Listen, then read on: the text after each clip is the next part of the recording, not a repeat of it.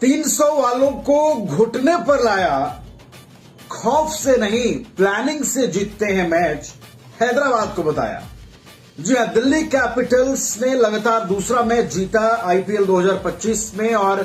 300 का घमंड रखने वाली हैदराबाद को ऐसा फोड़ा, ऐसा फोड़ा, ऐसा तोड़ा कि वो लोग याद रखेंगे भैया।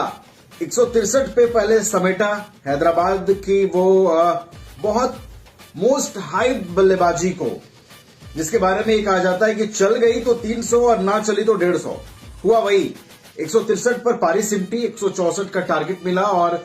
दिल्ली के बल्लेबाजों ने बड़े आराम से हैदराबाद से ये कहते हुए, ये समझाते हुए कि ये कोई बड़ी टारगेट नहीं है, आराम से चेज करेंगे, एकदम हौले हौले चेज करेंगे। और उसी अंदाज में इसे काफी कम ओवरों में 4 ओवर पहले दिल्ली ने हासिल कर लिया और बताया